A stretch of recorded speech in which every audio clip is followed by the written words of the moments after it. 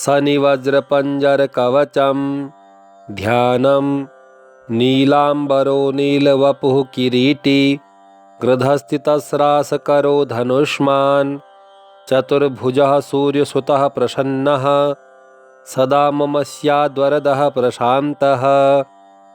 ब्रह्मोवाच शृणुध्वमृषयः सर्वे शनिपीडाहरं महत् कवचं शनिराजस्य सौरेरिदमनुत्तमं कवचं देवतावासं वज्रपञ्जरसंज्ञकं शनैश्चरप्रीतिकरं सर्वसौभाग्यदायकम्।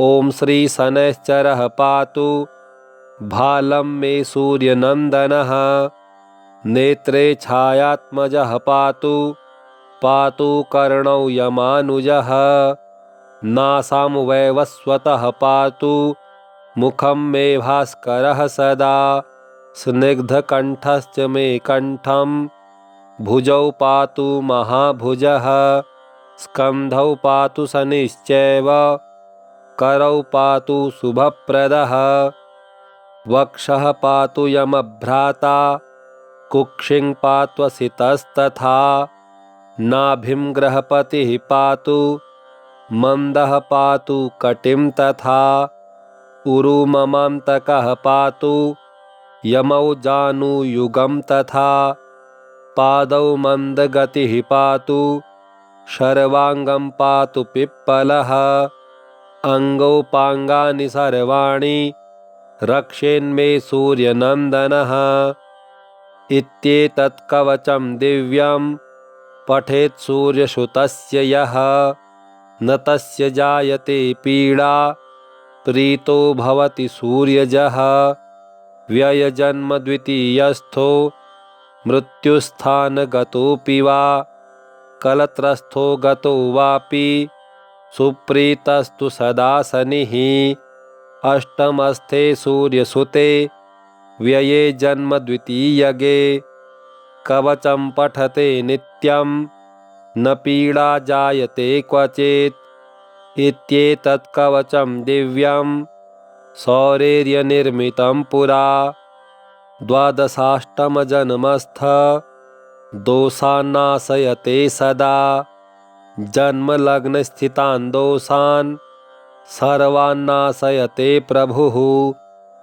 ध्यानं नीलाम्बरो नीलवपुः किरीटी गृधस्थितस्रासकरो धनुष्मान् चतुर्भुजः सूर्यसुतः प्रसन्नः सदा मम स्याद्वरदः प्रशान्तः। ब्रह्मोवाच शृणुध्वमृषयः सर्वे शनिपीडाहरं महत् कवचं शनिराजस्य सौरेरिदमनुत्तमं कवचं देवतावासं वज्रपञ्जरसंज्ञकं शनैश्चरप्रीतिकरं सर्वसौभाग्यदायकम्। ॐ श्री शनैश्चरः पातु भालं मे सूर्यनन्दनः नेत्रे छायात्मजः पातु पातु कर्णौ यमानुजः नासां वैवस्वतः पातु मुखं मे भास्करः सदा स्निग्धकण्ठश्च मे कण्ठं भुजौ पातु महाभुजः स्कन्धौ पातु शनिश्चैव करौ पातु शुभप्रदः वक्षः पातु यमभ्राता कुक्षिं पात्वसितस्तथा नाभिं ग्रहपतिः पातु मन्दः पातु कटिं तथा उरुममान्तकः पातु यमौ जानुयुगं तथा पादौ मन्दगतिः पातु शर्वाङ्गं पातु पिप्पलः अङ्गौ पाङ्गानि सर्वाणि रक्षेन्मे सूर्यनन्दनः इत्येतत् कवचं दिव्यं पठेत् सूर्यसुतस्य यः न तस्य जायते पीडा प्रीतो भवति सूर्यजः व्ययजन्म द्वितीयस्थो मृत्युस्थानगतोऽपि वा कलत्रस्थो गतो वापि सुप्रीतस्तु सदा शनिः अष्टमस्थे सूर्यसुते व्यये जन्म द्वितीयगे कवचं पठते नित्यं न पीडा जायते क्वचित् इत्येतत् कवचं दिव्यं सौरेर्यनिर्मितं पुरा द्वादशाष्टमजन्मस्थ दोषान्नाशयते सदा जन्मलग्नस्थितान् दोषान् सर्वान्नाशयते प्रभुः। ध्यानम् नीलाम्बरो नीलवपुः किरीटी गृधस्थितस्रासकरो धनुष्मान् चतुर्भुजः सूर्यसुतः प्रसन्नः सदा मम स्याद्वरदः प्रशान्तः। ब्रह्मोवाच शृणुध्वमृषयः सर्वे शनिपीडाहरं महत् कवचं शनिराजस्य सौरेरिदमनुत्तमं कवचं देवतावासं वज्रपञ्जरसंज्ञकं शनैश्चरप्रीतिकरं सर्वसौभाग्यदायकम्। ॐ श्री शनैश्चरः पातु भालं मे सूर्यनन्दनः नेत्रे छायात्मजः पातु पातु कर्णौ यमानुजः नासां वैवस्वतः पातु मुखं मे भास्करः सदा स्निग्धकण्ठश्च मे कण्ठं भुजौ पातु महाभुजः स्कन्धौ पातु शनिश्चैव करौ पातु शुभप्रदः वक्षः पातु यमभ्राता कुक्षिं पात्वसितस्तथा नाभिं ग्रहपतिः पातु मन्दः पातु कटिं तथा उरुममान्तकः पातु यमौ जानुयुगं तथा पादौ मन्दगतिः पातु शर्वाङ्गं पातु पिप्पलः अङ्गौपाङ्गानि सर्वाणि रक्षेन्मे सूर्यनन्दनः। इत्येतत् कवचं दिव्यं पठेत् सूर्यसुतस्य यः न तस्य जायते पीडा प्रीतो भवति सूर्यजः। व्ययजन्म द्वितीयस्थो मृत्युस्थानगतोऽपि वा कलत्रस्थो गतो वापि सुप्रीतस्तु सदा शनिः अष्टमस्थे सूर्यसुते व्यये जन्म द्वितीयगे कवचं पठते नित्यं न पीडा जायते क्वचित् इत्येतत् कवचं दिव्यं सौरेर्यनिर्मितं पुरा द्वादशाष्टमजन्मस्थ दोषान्नाशयते सदा जन्मलग्नस्थितान् दोषान् सर्वान्नाशयते प्रभुः। ध्यानम् नीलाम्बरो नीलवपुः किरीटी गृधस्थितस्रासकरो धनुष्मान् चतुर्भुजः सूर्यसुतः प्रसन्नः सदा मम स्याद्वरदः प्रशान्तः। ब्रह्मोवाच शृणुध्वमृषयः सर्वे शनिपीडाहरं महत् कवचं शनिराजस्य सौरेरिदमनुत्तमं कवचं देवतावासं वज्रपञ्जरसंज्ञकं शनैश्चरप्रीतिकरं सर्वसौभाग्यदायकम्।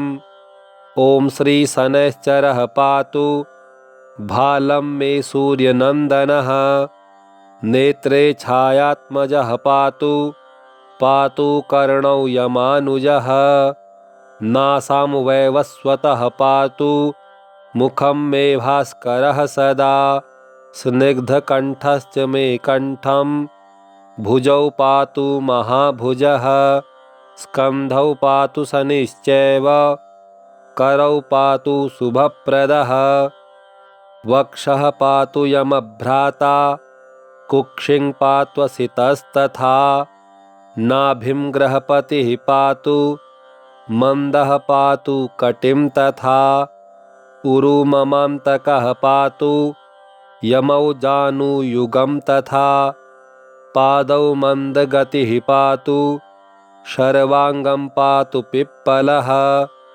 अङ्गौपाङ्गानि सर्वाणि रक्षेन्मे सूर्यनन्दनः इत्येतत् कवचं दिव्यं पठेत् सूर्यसुतस्य यः न तस्य जायते पीडा प्रीतो भवति सूर्यजः व्ययजन्म द्वितीयस्थो मृत्युस्थानगतोऽपि वा कलत्रस्थो गतो वापि सुप्रीतस्तु सदा शनिः अष्टमस्थे सूर्यसुते व्यये जन्म द्वितीयगे कवचं पठते नित्यं न पीडा जायते क्वचित् इत्येतत् कवचं दिव्यं सौरेर्यनिर्मितं पुरा द्वादशाष्टमजन्मस्थ दोषान्नाशयते सदा जन्मलग्नस्थितान् दोषान् सर्वान्नाशयते प्रभुः। ध्यानं नीलाम्बरो नीलवपुः किरीटी गृधस्थितस्रासकरो धनुष्मान् चतुर्भुजः सूर्यसुतः प्रसन्नः सदा मम स्याद्वरदः प्रशान्तः।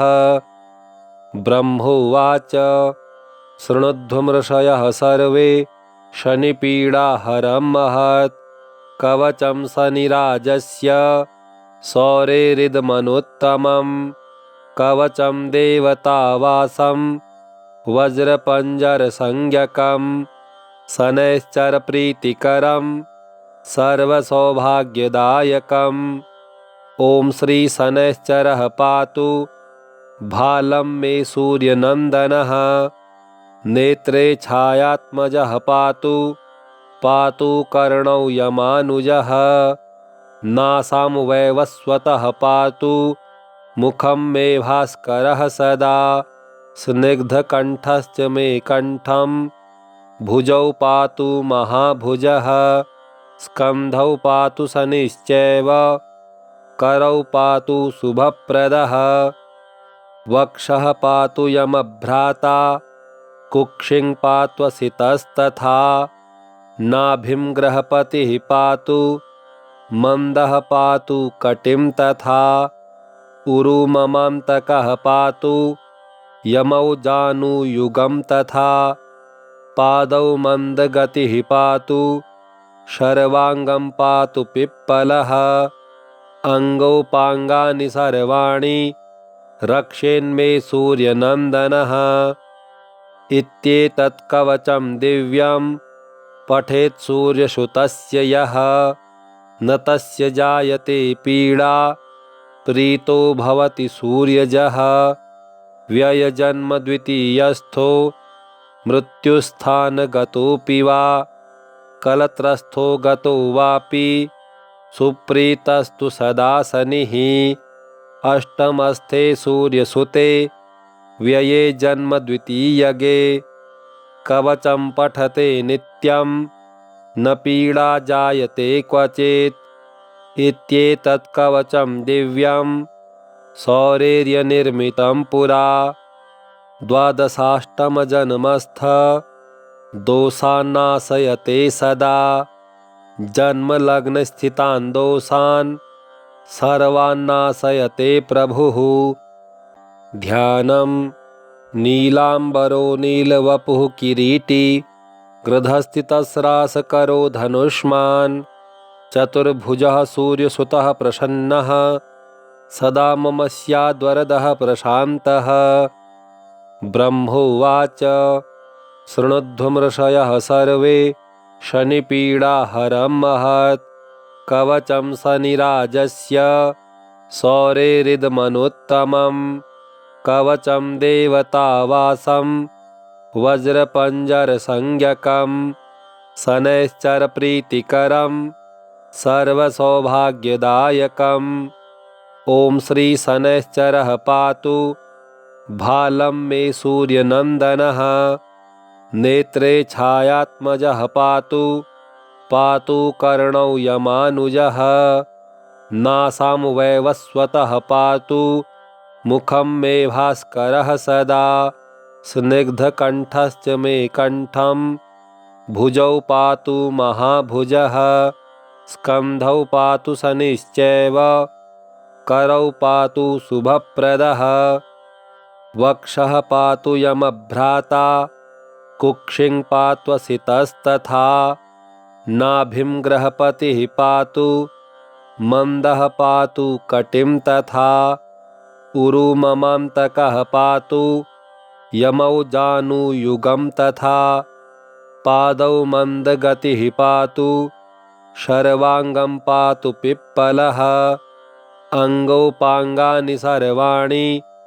रक्षेन्मे सूर्यनन्दनः इत्येतत् कवचं दिव्यं पठेत् सूर्यसुतस्य यः न तस्य जायते पीडा प्रीतो भवति सूर्यजः व्ययजन्म द्वितीयस्थो मृत्युस्थानगतोऽपि वा कलत्रस्थो गतो वापि सुप्रीतस्तु सदा शनिः अष्टमस्थे सूर्यसुते व्यये जन्म द्वितीयगे कवचं पठते नित्यं न पीडा जायते क्वचित् इत्येतत् कवचं दिव्यं सौरेर्यनिर्मितं पुरा द्वादशाष्टमजन्मस्थ दोषान्नाशयते सदा जन्मलग्नस्थितान् दोषान् सर्वान्नाशयते प्रभुः।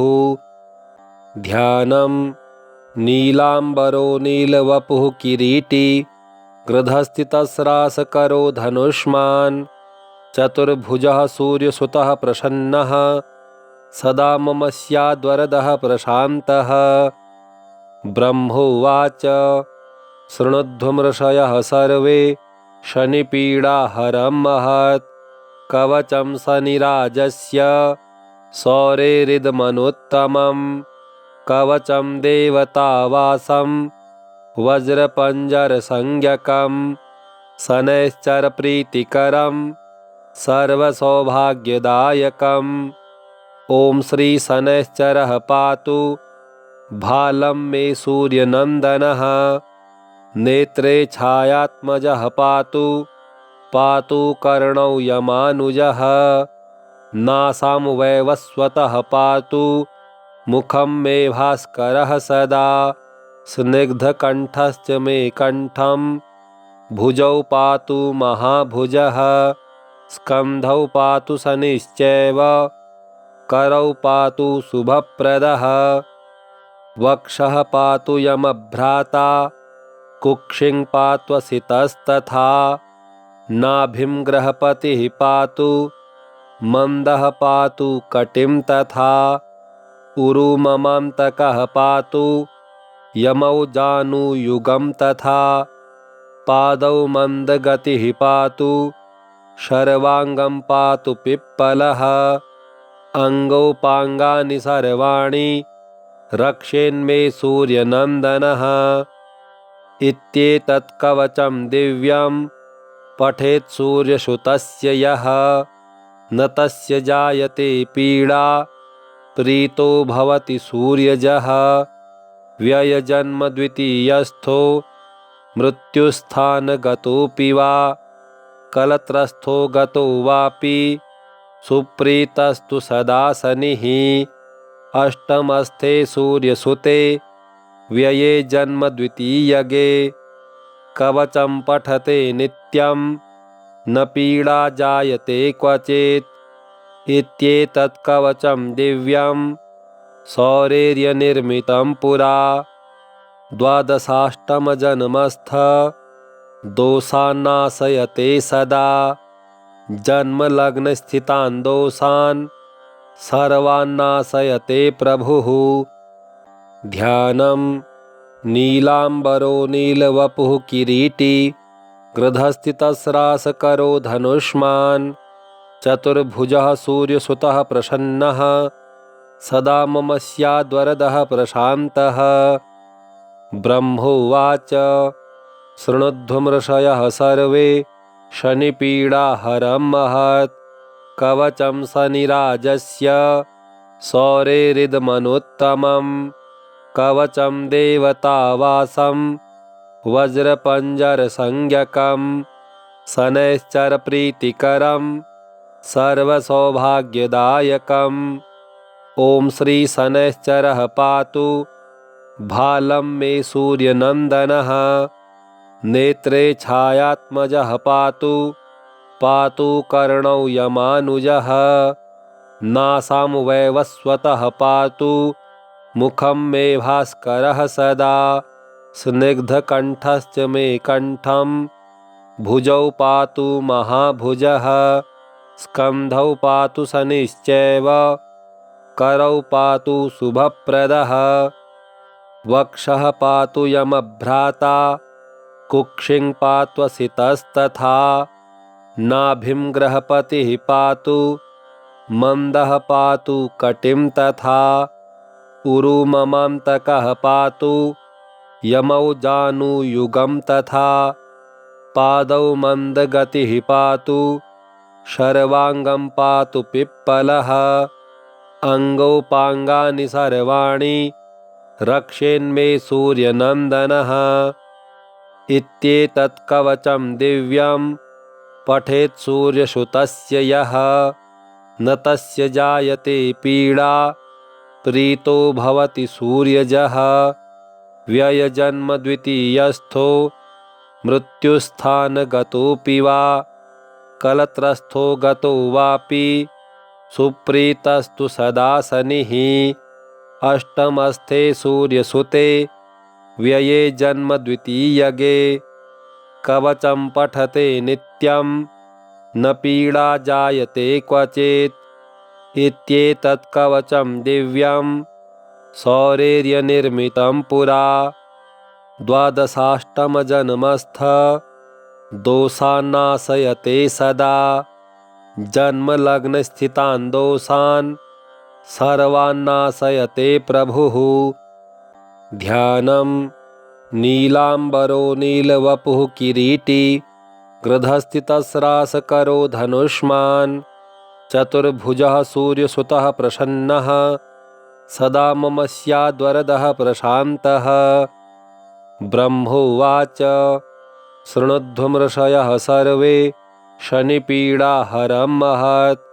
कवचं शनिराजस्य सौरेरिदमनुत्तमं। कवचं देवतावासं वज्रपञ्जरसंज्ञकं शनैश्चरप्रीतिकरं सर्वसौभाग्यदायकम्। ॐ श्री शनैश्चरः पातु भालं मे सूर्यनन्दनः। नेत्रे छायात्मजः पातु पातु कर्णौ यमानुजः। नासां वैवस्वतः पातु मुखं मे भास्करः सदा। स्निग्धकण्ठश्च मे कण्ठं भुजौ पातु महाभुजः। स्कन्धौ पातु शनिश्चैव करौ पातु शुभप्रदः। वक्षः पातु यमभ्राता कुक्षिं पात्वसितस्तथा। नाभिं ग्रहपतिः पातु मन्दः पातु कटिं तथा। उरुममान्तकः पातु यमौ जानुयुगं तथा। पादौ मन्दगतिः पातु शर्वाङ्गं पातु पिप्पलः। अङ्गौ पाङ्गानि सर्वाणि रक्षेन्मे सूर्यनन्दनः। इत्येतत् कवचं दिव्यं पठेत् सूर्यसुतस्य यः। न तस्य जायते पीडा प्रीतो भवति सूर्यजः। व्ययजन्म द्वितीयस्थो मृत्युस्थानगतोऽपि वा कलत्रस्थो गतो वापि सुप्रीतस्तु सदा शनिः। अष्टमस्थे सूर्यसुते व्यये जन्म द्वितीयगे। कवचं पठते नित्यं न पीडा जायते क्वचित्। इत्येतत् कवचं दिव्यं सौरेर्यनिर्मितं पुरा। द्वादशाष्टमजन्मस्थ दोषान्नाशयते सदा। जन्मलग्नस्थितान् दोषान् सर्वान्नाशयते प्रभुः।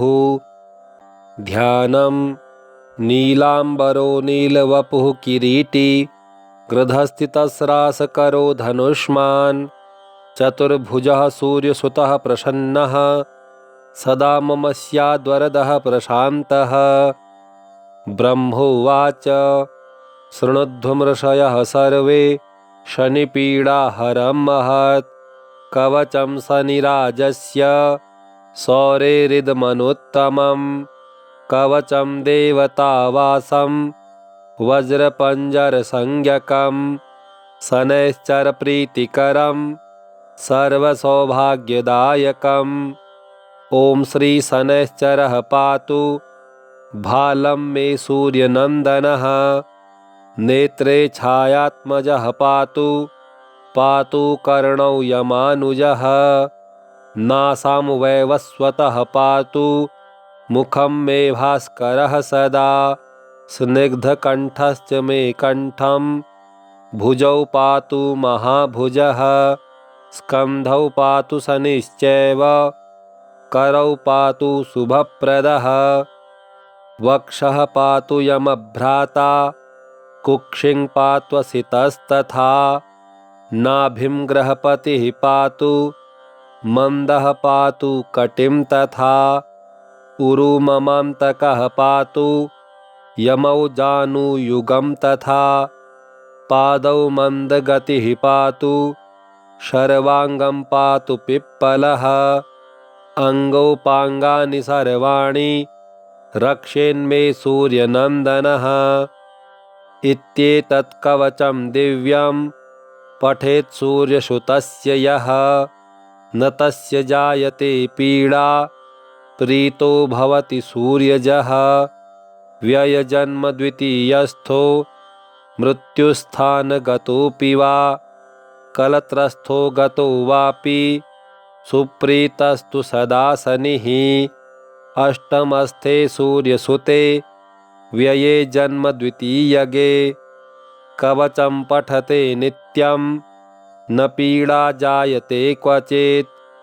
इत्येतत् कवचं दिव्यं सौरेर्यनिर्मितं पुरा द्वादशाष्टमजन्मस्थ दोषान्नाशयते सदा जन्मलग्नस्थितान् दोषान् सर्वान्नाशयते प्रभुः।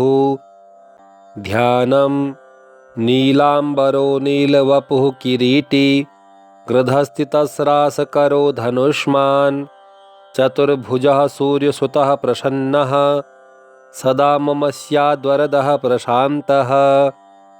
ब्रह्मोवाच शृणुध्वमृषयः सर्वे शनिपीडाहरं महत् कवचं शनिराजस्य सौरेरिदमनुत्तमं कवचं देवतावासं वज्रपञ्जरसंज्ञकं शनैश्चरप्रीतिकरं सर्वसौभाग्यदायकम्।